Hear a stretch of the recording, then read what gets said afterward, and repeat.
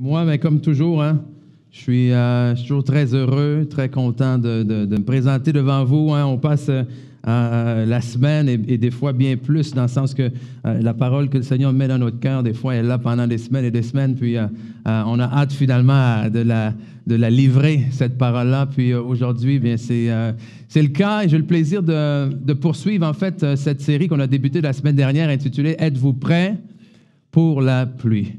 Et cette pluie-là, on a défini ça comme étant cette pluie-là, la bénédiction que Dieu veut envoyer dans nos vies, cette faveur, ce miraculeux, cette action divine, en fait, qui prend place dans nos vies que seul Dieu peut accomplir.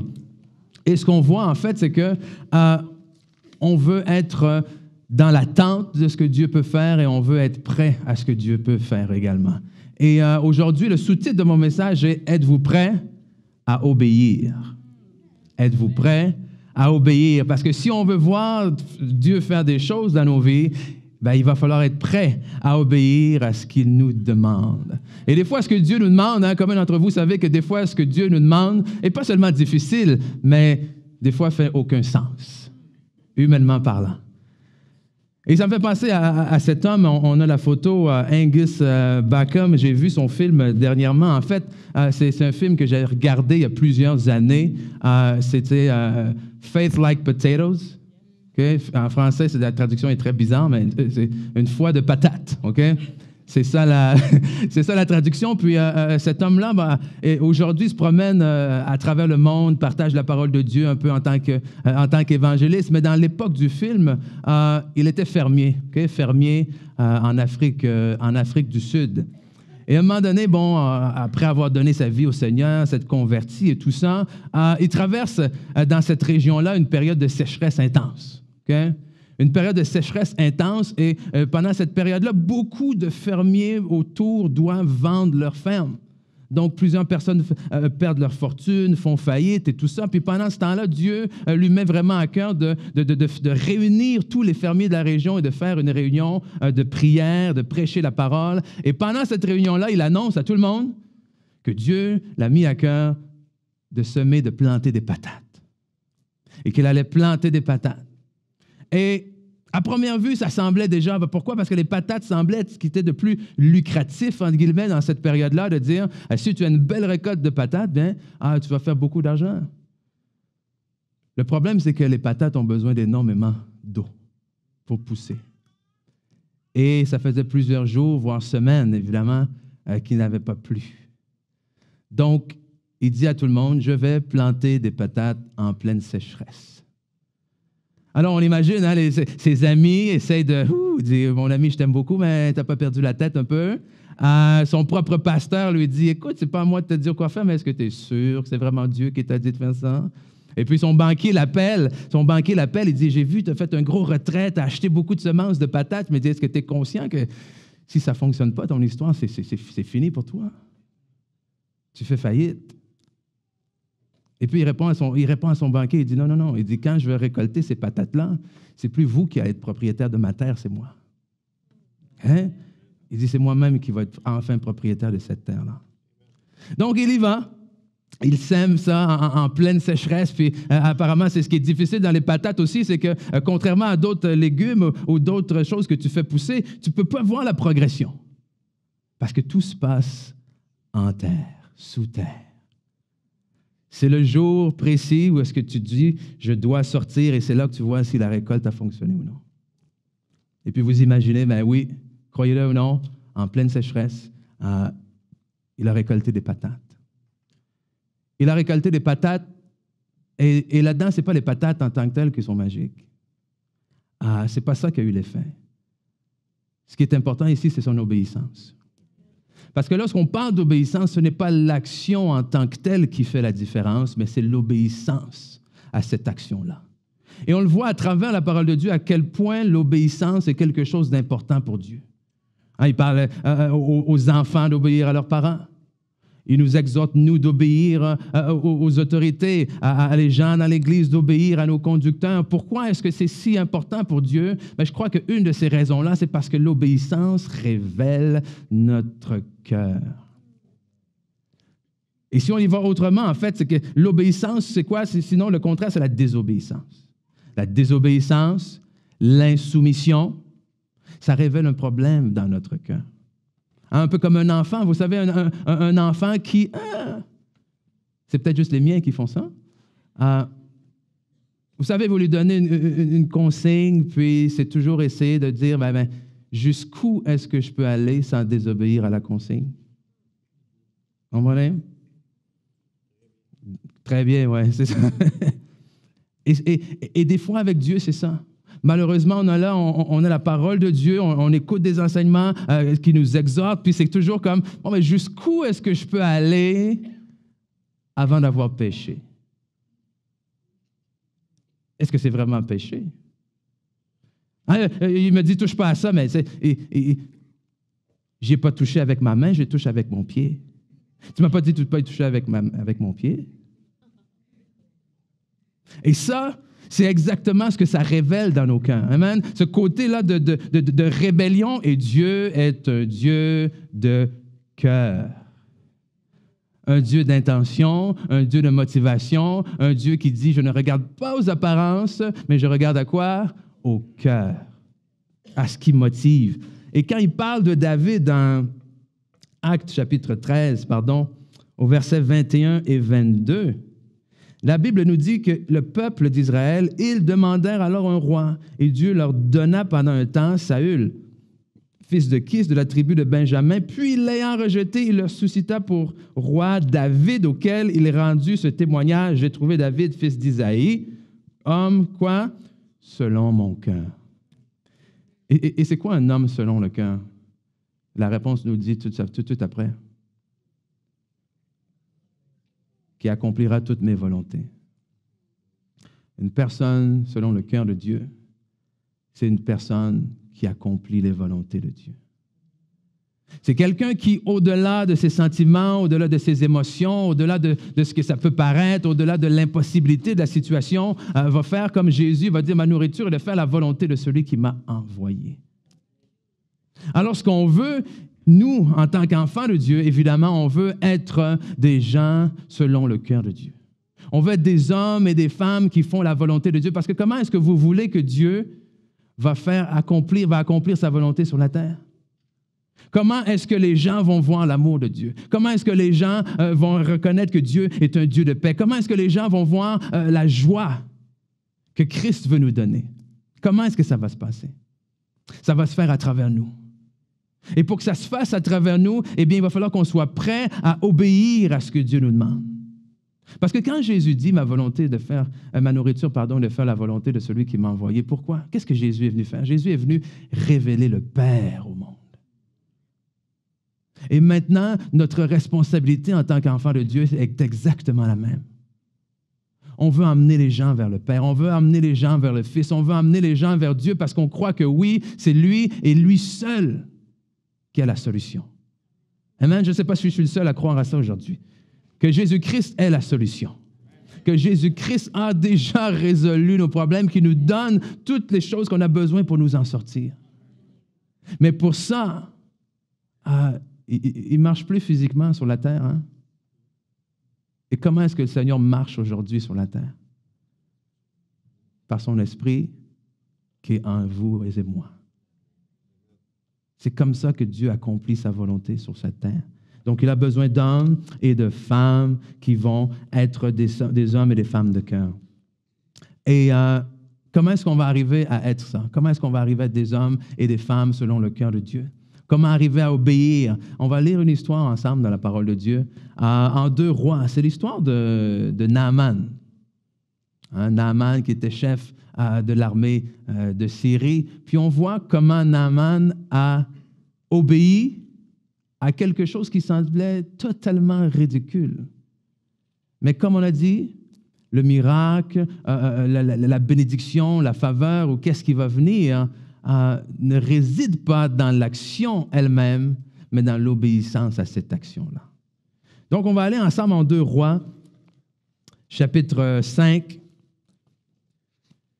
Et la parole de Dieu commence en nous disant ceci. Naaman, chef de l'armée du roi de Syrie, jouissait de la faveur de son maître et d'une grande considération. Donc, c'est un homme important. Donc, un chef d'une armée, un homme probablement un vaillant guerrier, car c'était par lui que l'Éternel avait délivré les Syriens. Mais cet homme fort et vaillant était lépreux. Or, les Syriens étaient sortis par troupes et ils avaient emmené captive une petite fille du pays d'Israël qui était au service de la femme de Naaman. Et elle dit à sa maîtresse, « Oh, si mon Seigneur était auprès du prophète qui est à Samarie, le prophète le guérirait de sa lèpre. » Okay, donc, Naaman est lépreux. Il y a une fille, une jeune servante qui est là, qui travaille chez lui. Puis elle lui dit, écoute, tu as juste à aller voir le prophète qui est à Samarie, et puis lui, je suis sûr qu'il va arriver à te guérir. Donc, c'est exactement ce qui se passe. Et Naaman ramasse ses choses, on voit dans les versets plus longs, on voit qu'il prend ses chars, il part avec des chars, avec des chevaux, avec énormément d'or, d'argent. La Bible nous dit qu'il prend à peu près 10 tuniques de rechange. Okay, donc, il part avec tout ça, et au verset 8, il arrive devant l'homme de Dieu. Lorsqu'Élisée, homme de Dieu, apprit que le roi d'Israël avait déchiré ses vêtements, c'est-à-dire en signe de détresse, comme quoi lui ne pouvait rien faire, il envoie dire au roi, « Pourquoi as-tu déchiré tes vêtements? Laisse-le venir à moi, et il saura qu'il y a un prophète en Israël. » Alors Naaman vint avec ses chevaux et son char, et il s'arrêta à la porte de la maison d'Élisée. Verset 10, Élisée lui fit dire par un messager, « Va et lave-toi 7 fois dans le Jourdain. Alors ta chair reviendra saine et tu seras pur. » Verset 11, alors Naaman fut irrité. Et il s'en alla en disant, « Voici ce que je me disais. » Il sortirait vers moi, il se présentera lui-même, il invoquera le nom de l'Éternel son Dieu, il agitera sa main sur la place et guérira le lépreux. Les fleuves de Damas, d'Abana et de Parpar ne valent-ils pas mieux que toutes les eaux d'Israël? Ne pourrais-je pas m'y laver et devenir pur? Et il s'en retournait et partait avec quoi? Fureur. Okay? Le gars est en colère. Mais ses serviteurs, Dieu merci pour des serviteurs comme ça, mais ses serviteurs s'approchèrent pour lui parler, lui dire, « Mon père, si le prophète t'eût demandé quelque chose de difficile, ne l'aurais-tu pas fait? Combien plus donc dois-tu faire ce qu'il t'a dit? Lave-toi et tu seras pur. » Il descendit alors et se plongea 7 fois dans le Jourdain, selon la parole de l'homme de Dieu. Et sa chair redevint comme la chair d'un jeune enfant, et il fut pur. Qu'est-ce que cette histoire-là nous apprend? Énormément de choses. Mais si on parle de comment arriver à obéir à Dieu pour qu'il puisse agir dans nos vies, au-delà de l'acte d'obéissance même qu'il nous demande, il y a des choses qu'il va falloir qu'on enlève du chemin. Okay? Et la première chose que je veux voir avec vous ce matin, c'est mettez de côté vos plans. Si vous voulez arriver à obéir à ce que Dieu vous demande, il va falloir que vous soyez capable de mettre de côté vos propres plans. En verset 11, qu'est-ce que Naaman il dit? Il dit, je me disais, il sortirait vers moi, se présenterait lui-même, invoquerait le nom de l'Éternel et il agiterait sa main. Qui le gars, là, il avait déjà son idée dans la tête de comment est-ce que ça allait se passer. Et des fois, on est un peu comme ça, une espèce de gérants d'estrade. Vous savez, c'est quoi des gérants d'estrade?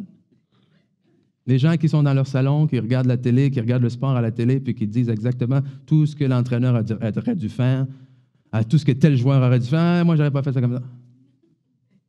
Ah, très mauvaise idée d'avoir mis ce joueur-là. Ah, très... Et des fois, on agit un peu comme ça avec Dieu. On dit à Dieu qu'est-ce qu'il aurait dû faire. On dit à Dieu, non, c'est pas une très bonne idée. Et on se trouve dans une situation où non seulement on vient devant Dieu puis on lui demande des choses, mais on lui dit exactement comment est-ce qu'on veut que ce soit. Du genre de quelqu'un qui est un peu comme un déménageur là, qui vient chez vous puis qui amène les meubles, tu dis non, je veux que tu mettes ça là. Un peu plus à droite, merci, stop. Et on est comme ça avec Dieu un peu. Et un peu comme Naaman, on pense que Dieu va arriver. Il pensait quoi? Le prophète allait arriver, presque agiter sa baguette magique. tu es guéri, mon ami, va. Puis des fois, on pense que Dieu va arriver dans notre situation, on va faire abracadabra, pouf. Tiens, ton mariage est restauré, vas en paix. Abracadabra, pouf. OK? Tu as un nouveau travail. Tu es resté chez toi à rien faire, tiens, je te donne un travail. Et on se dit, quoi? Je pensais que j'allais ouvrir ma Bible, j'allais lire un verset, j'allais le fermer, puis demain matin, tous mes problèmes allaient être réglés. Allô?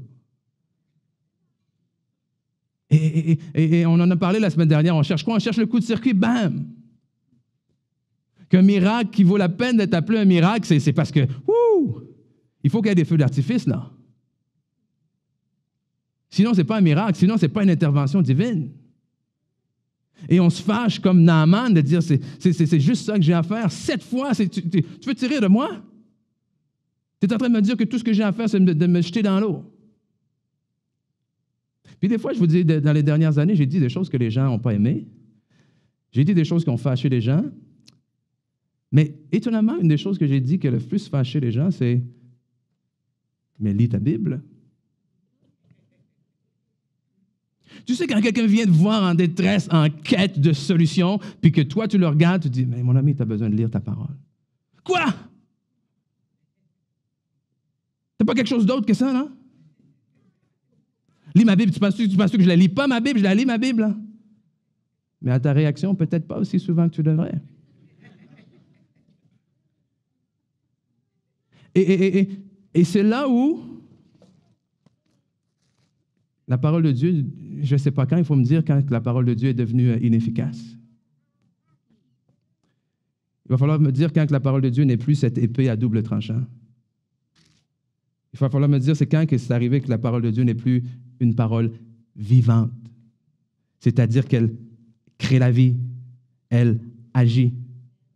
Amen? Mais j'ai besoin de plus. C'est quoi? C'est pas assez, ça? Écoute, médite tel verset pendant 30 jours. Tu vas voir une différence.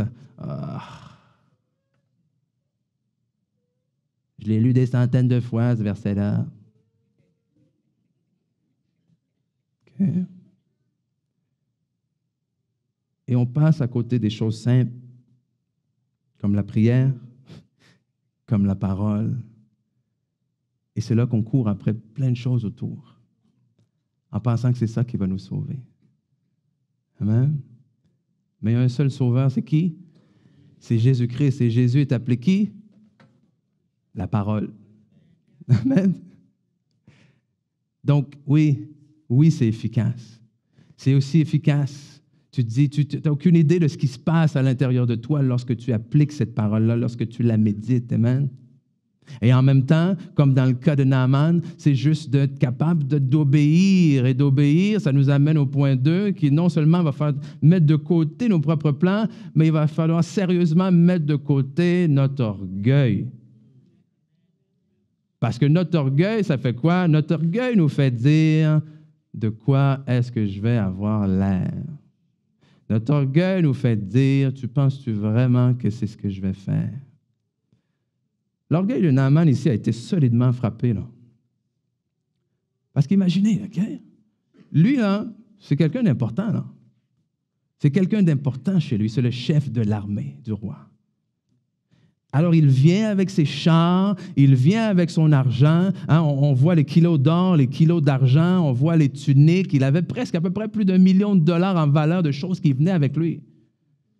Alors, je viens vers toi pour t'impressionner, là. Donc, quand j'arrive chez toi avec des kilos d'or en arrière, s'il te plaît, la moindre des choses que tu peux faire, c'est de m'ouvrir la porte. Non. Il lui ouvre pas la porte, là. Il envoie son serviteur. lui passe un message. Et là, Naaman, il dit quoi? Il dit, écoute, je me disais, il sortira vers moi, il se présentera lui-même. Non. C'est quoi? Je suis qui? Pour que tu ne daignes même pas sortir toi-même me rencontrer? Et là, après ça, vient l'histoire de l'eau. Où est-ce que les eaux de Syrie, les fleuves, les étendues d'eau de Syrie étaient de loin plus belles que celles d'Israël. Et c'est pour ça qu'il était fâché. Parce que lorsqu'on regarde, on peut apparemment que les eaux du Jourdain, en fait, étaient des eaux boueuses, sales, pas claires. Donc tu dis, je viens avec de l'argent, tu ne m'ouvres pas la porte, tu m'envoies ton serviteur et tu me demandes d'aller me laver dans l'eau sale, alors que j'aurais pu rester tranquille chez moi et me laver dans l'eau la plus belle que je connaisse. Okay? Et c'est là où ses serviteurs lui disent, mais écoute, si tu avais demandé quelque chose de difficile, est-ce que tu l'aurais fait? Et c'est là qu'il faut mettre de côté notre orgueil. Parce que tu entends des fois les gens qui, hey, Seigneur, je vais tout faire pour toi.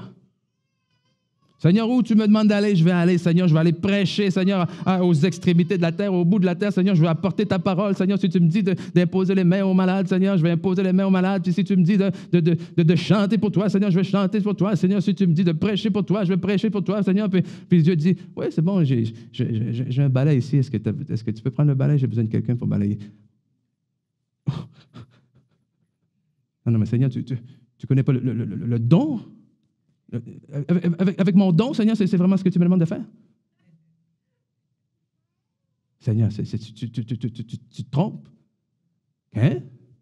Fait que je vais changer d'assemblée, je vais aller dans une assemblée où ils vont reconnaître mon don. Oups, je l'ai dit à voix haute. OK? Et là, on est là, puis on est blessé. On est blessé dans notre identité, on est blessé. Pourquoi? Parce qu'on s'attend à quelque chose, de la manière où ce que nous, on le veut. Pourquoi? Parce qu'on prend encore trop de place. Parce que si tu veux arriver à faire la volonté de Dieu, clairement, ta volonté doit prendre le bord. OK? Que celui qui veut suivre, qu'est-ce que la Bible nous dit? Renonce à soi-même. Renonce à soi-même. Et c'est dans les moments comme ça, c'est dans les moments d'obéissance qu'on réalise finalement qu'on n'a pas tant renoncé à nous-mêmes qu'on pensait. C'est dans des moments où Dieu nous demande des choses qui semblent folles, des choses qui vont faire un peu comme cet homme-là, que ses amis vont le regarder, qui vont dire, mais t'es fou, il n'y a jamais personne qui a pu semer des patates en pleine sécheresse. C'est dans ces moments-là où est-ce qu'on réalise notre niveau, si je peux dire, de crucifixion, entre guillemets, de dire jusqu'à quel point est-ce que j'ai mis ma vie dans les mains du Seigneur. Jusqu'à quel point est-ce que j'ai réellement décidé de le suivre. Jusqu'à quel point est-ce que je suis prêt à mettre de côté cet orgueil-là pour dire, Seigneur, me voici, me voilà, envoie-moi. Amen. Non seulement on met nos plans de côté, non seulement on met cet orgueil-là de côté, de dire non, ça ne fait aucun sens. Mais tu sais, à la fin, il faut faire quoi aussi? Mettez de côté votre confort et agissez. L'obéissance, à un moment donné, ça demande une action, n'est-ce pas? Okay? Une action qui nous demande d'agir. Et quand je parle de confort ici, je ne parle pas de lazy boy confort, là, OK? Je parle en fait de confort du côté plus de quelque chose de familier. D'accord? Quelque chose qui m'est familier. Quelque chose avec laquelle je suis habitué. Quelque chose qui devient confortable parce que je contrôle l'environnement et je sais ce qui se passe dans cet environnement-là. Et Naaman, on ne sait pas combien de temps il était lépreux, mais le gars, parce que les plans ne se sont pas passés comme qu'il voulait, parce qu'il a été heurté dans son orgueil, bref, écoute, il était prêt à s'en aller, là. Mais si on veut aller vers ce que Dieu veut pour nous, si on veut aller recevoir ce que Dieu a nous donné, et si on veut, comme on a dit la semaine dernière, être co-ouvrier et participant avec lui de ça, il va falloir bouger. Il va falloir déjà quitter la Syrie. pour se rendre en Israël. Et je ne sais pas ce que Dieu vous demande de faire en ce moment. Okay? Peut-être que vous avez dit déjà, oui, Seigneur, mes plans, je te les donne. Peut-être que dans votre orgueil, vous avez pilé dessus, vous êtes capable de dire, qu'est-ce que les autres pensent, Seigneur, ça ne me dérange pas. Mais lorsqu'il est venu le temps de bouger, tu sais, parce qu'on peut arriver à ce point-là, hein, où on prie, puis c'est comme, Seigneur, vas-y, ta volonté, ma volonté. Ça se dit bien, ça, non? Hein, on va l'essayer, ça. Ta volonté et ma volonté. Ça se dit très bien. Surtout, en plus, tu as les mains comme ça, là. Ça fait encore plus senti. OK? Mais des fois, on a les mains comme ça, du genre, Seigneur, j'ai les mains comme ça, vas-y, j'attends que tu agisses, Seigneur. Bouge, vas-y, Seigneur. Fais ton œuvre, Seigneur. Montre-leur, Seigneur. Agis, Seigneur. Seigneur, go. Seigneur, alléluia. Et lui, il dit, non, vas-y, toi. OK? Ta guérison est là-bas. Amen? Ce que tu me demandes est là-bas. Ce que tu cherches est là-bas. J'ai déjà pourvu pour, mais toi, il faut que tu te rendes là-bas. Et nous, on est comme, oui, mais il n'y a pas quelqu'un qui peut me l'emmener, Seigneur. OK? Non. Il faut sortir de ce confort-là. Et quand on parle de ça, écoute, quel meilleur exemple? On connaît cette histoire-là du peuple d'Israël qui, malgré le fait qu'ils ont vécu toute leur vie sous l'esclavage, quand les choses sont devenues un peu trop difficiles dans le désert, on va y retourner, hein, s'il vous plaît. On va retourner en arrière. Au moins on savait à quoi s'attendre. Je me faisais frapper, mais au moins, je savais que j'allais me faire frapper. Mais là, je ne sais pas du tout ce qui va m'arriver. Et c'est fou. Combien de gens restent dans des situations comme ça dans leur vie? Combien de gens, secrètement, la nuit, pleurent pour que les choses changent? Combien de gens sont dans la détresse? Combien de gens implorent Dieu? Je vous le dis, même des gens qui ne croient pas nécessairement à Dieu, même des gens qui ne suivent pas Dieu. Je t'ai dit, j'en ai vu implorer Dieu. Combien de gens m'écrivent ou me textent, me disent, est-ce que tu peux prier pour moi? Je dis, je vais prier pour toi. C'est drôle, je ne me rappelle pas la dernière fois que tu étais allé à l'église. Combien de gens qui sont dans la détresse? Combien de gens implorent Dieu? Mais on ne bouge pas. Si on veut voir Dieu faire les choses qu'on a à cœur qu'il fasse, il va falloir qu'on réalise que nous sommes les pierres vivantes qui doivent bâtir son Église. Amen. Que nous sommes la lumière du monde qui doit briller dans les ténèbres. Que nous sommes maintenant les pieds de Jésus qui doivent marcher et aller là où il nous demande d'aller. Que nous sommes ses mains qui doivent serrer les gens dans nos bras de compassion, qui doivent imposer les mains aux malades. Nous sommes la bouche du Seigneur, qui doivent apporter des paroles d'édification, de grâce et d'encouragement aux autres autour de nous. Amen. Et en fait, c'est ce que la parole nous dit en Jacques. Jacques 2, versets 14 à 17. « Mes frères, à quoi servirait-il à un homme de dire qu'il a la foi s'il ne le démontre pas par ses actes? Une telle foi, peut-elle vous sauver? Supposez qu'un frère ou une sœur manque de vêtements et n'ait pas tous les jours assez à manger. Et voilà que l'un de vous leur dit, « Au revoir, mes amis, portez-vous bien, restez au chaud et bon appétit. » Sans leur donner de quoi pourvoir aux besoins de leur corps, à quoi cela leur servira-t-il? Il en est ainsi de la foi. Si elle reste seule, sans se traduire en acte, elle est morte. En d'autres termes, elle ne porte pas de fruits. Il faut agir. Et on comprend très bien, j'aime comment Jacques apporte ça. Hein? La première partie de ce passage-là, on le comprend très bien. On comprend très bien que c'est ridicule. On comprend très bien que, ben oui, si je dis ça, il va partir, puis qu'est-ce que ça va avoir changé à son besoin? Absolument rien. Mais il nous dit que c'est exactement comme ça que la foi fonctionne également. Que c'est beau, encore une fois, de lever les mains et de dire, oui, Seigneur, je t'aime, oui, Seigneur, je crois en toi, oui, Seigneur, je sais que tu peux agir. Yes, je veux agir avec toi. Amen. Je veux agir avec toi parce que je veux que les gens voient comment est-ce que Dieu agit dans la vie des gens. Je veux, à travers toi, être un témoignage. Je veux, à travers toi, que les autres soient encouragés et voir que si Dieu l'a fait avec lui, il peut le faire avec moi également. Je veux, à travers ton couple, que les autres couples dans le besoin autour voient que même il y a des gens qui étaient dans la détresse et qui étaient sur le point de s'éclater, mais Dieu a agi dans leur couple alors qu'il peut le faire dans le mien également. Je veux, à travers toi, dans ta situation, que tu étais sans le sou, mais malgré ça, tu as continué à mettre ta confiance en Dieu et Dieu t'a relevé, il a pourvu. Je veux que les gens qui sont dans la même détresse que toi voient qu'est-ce que je suis capable de faire avec toi. Je veux que les gens sachent que même pendant la sécheresse, je suis capable de pourvoir. Amen? Mais comment est-ce que Dieu va pourvoir dans la sécheresse s'il n'y a personne pour semer? Amen? Hein, comme la Bible dit, comment croiront-ils à la parole s'il n'y a personne qui prêche? Et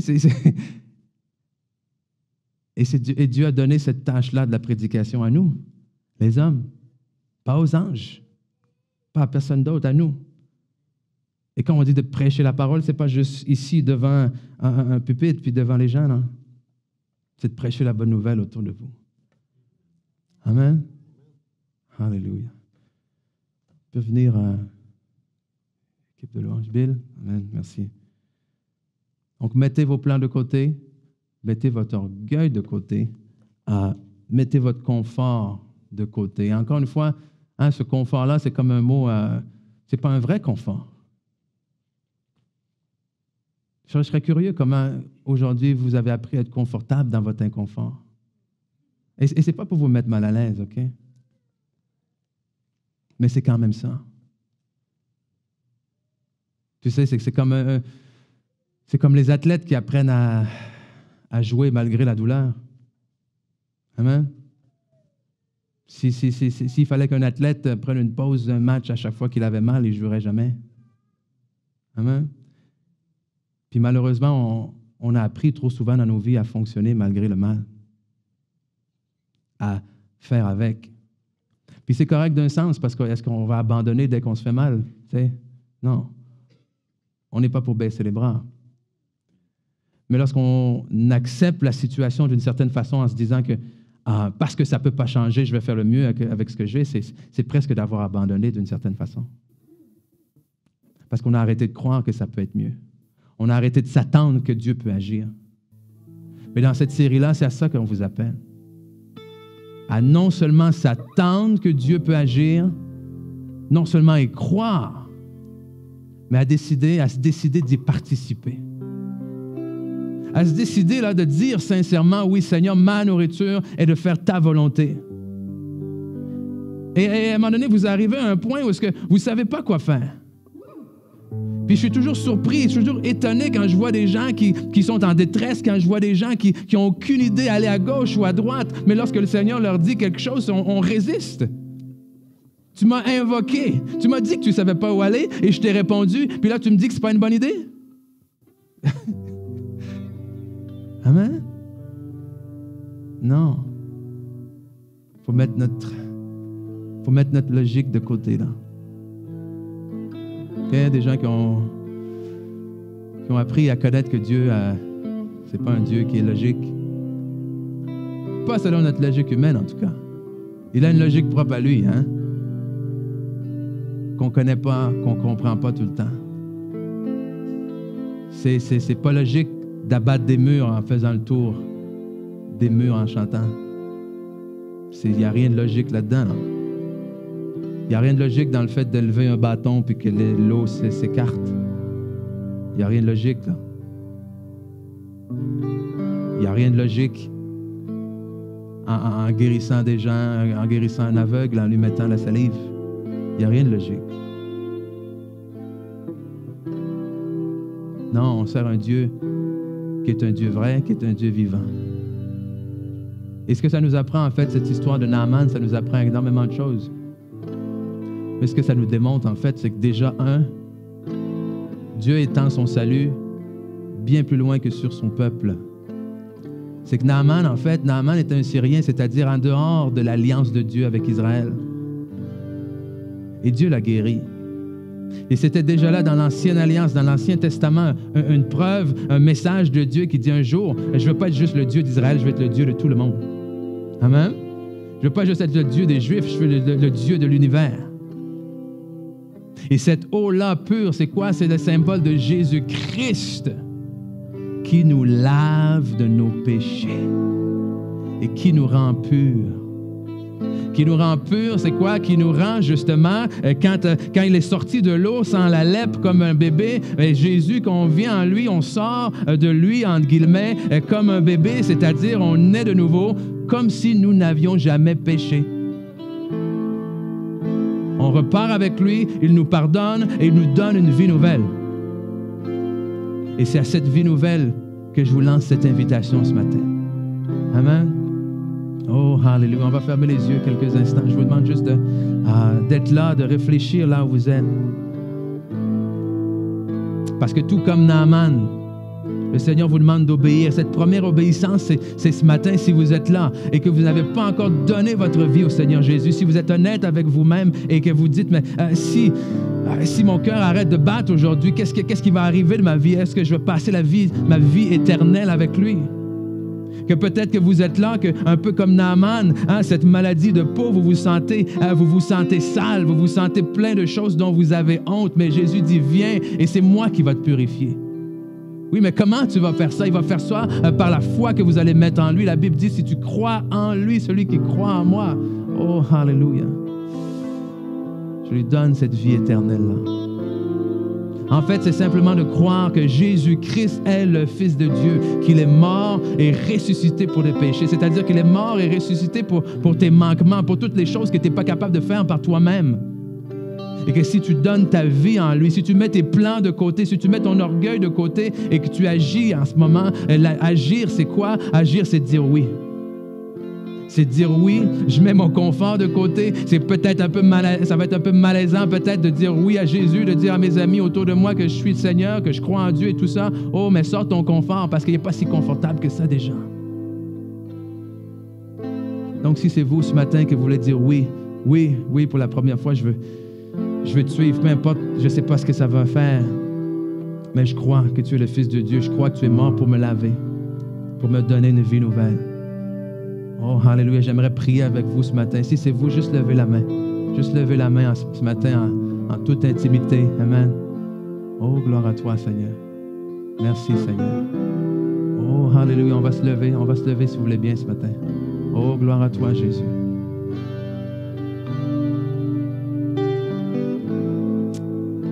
Hallelujah, hallelujah. Oh, est-ce qu'il y a des gens qui sont prêts à obéir à Dieu ce matin? Est-ce qu'il y a des gens qui sont prêts à obéir à Dieu? Peu importe ce que vos yeux voient, peu importe ce que votre tête vous dit, amen. Donc, on va dire ça ensemble. Seigneur, je vais mettre mes plans de côté. Je vais mettre mon orgueil de côté. Je vais mettre mon confort de côté. Et je vais te suivre. Oh, donc merci Seigneur, je te prie pour chaque personne ici présente ce matin. Je te prie que la semence qui a été semée dans la bonne terre, Seigneur, et que toi-même, alléluia, Seigneur, tu as le pouvoir de la faire croître, de le faire porter du fruit dans le nom précieux de Jésus. Amen, amen, amen, amen. Alléluia, merci. Bonne semaine, soyez bénis.